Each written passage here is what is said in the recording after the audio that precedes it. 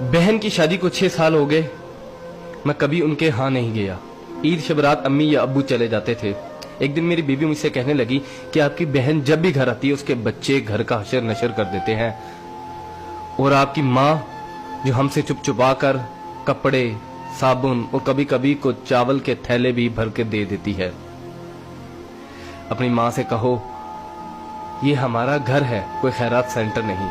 मुझे ये सुनकर बहुत गुस्सा आया कि मैं अपने घर का बहुत मुश्किल से गुजारा कर रहा था और मेरी माँ सब कुछ मेरी बहन को दे देती है।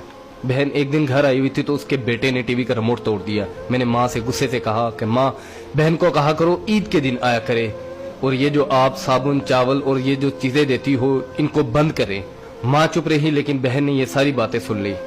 4 बज रहे थे, बच्चों को तैयार किया तो बहन ने कहा कि भाई मुझे बस स्टॉप तक छोड़ आओ। मैंने झूठे मुंह कहा बहन रुक जाती कुछ दिन।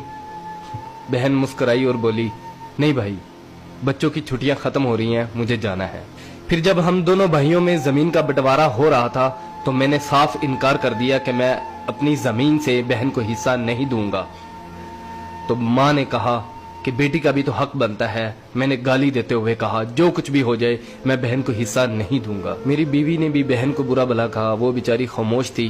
बड़ा भाई अलहदा हो गया और मेरे बड़े बेटे को टीबी हो गया और मेरे घर के हालात खराब हो गए। जितना सब कुछ था मैं उसके इलाज पे लगा चुका था।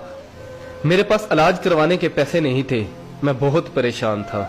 लाखों रुपए लगा चुका था और भूख सर पे थी। परेशानी की हालत में कमरे में बैठा शायद अपने हालात पे रो रहा था। उसी वक्त मेरे घर में वही बहन आई। मैंने गुस्से से बोला ये आगी मनहूस। मैंने बीवी को कहा कुछ तैयार करो बहन के लिए। बीवी मेरे पास आई और कहा कोई जरूरत नहीं गोश्त और बिरयानी बनाने की। फिर 1 घंटे बाद वो मेरे पास आई। भाई परेशान हो। बहन ने मेरे सर पे हाथ फेरा, कहा बड़ी बहन हूँ तुम्हारी, गोद में खेलते रहे हो, अब देखो मुझसे बड़े लगते हो। फिर मेरे करीब हुई और अपने पर्स से कंगन निकाले और मेरे हाथ पे रख दिए और आहिस्ता से बोली पागल तू एवं परेशान होता है, बच्चे स्कूल थे, सोचा दौड़ते दौड़ते भाई से मिल आऊं। ये कंगन बेचकर अपना खर्च करो और अपने बच्चे का इलाज करवाओ। शक्ल तो देख जरा तूने क्या हालत बना रखी है। मैं खामोश था, बहन की तरफ देखी जा रहा था। बहन ऐसा से बोली किसी को मत बताना, तुमको मेरी कसम है। मेरे माथे पे बोसा दिया और 1000 रुपया मुझे दिया जो 150 के नोट थे, शायद उसकी जमा पूंजी थी। मेरी जेब में डालकर बोली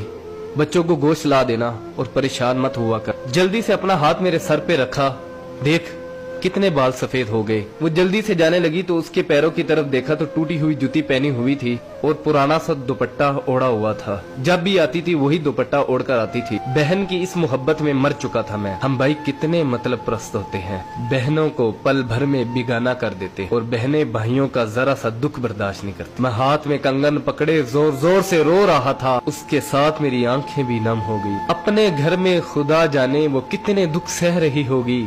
कुछ लम्हे के लिए अपनी बहनों के पास बैठकर हालचाल पूछ लिया करो, शायद उनके चेहरों पे कुछ लम्हों के लिए एक सुकून सा आ जाए। बहनें माँ का रूप होती हैं और भाई बाप का रूप होते हैं। स्टोरी अच्छी लगी हो तो इसको लाइक कर दीजिएगा, इसको शेयर भी कर दीजिएगा।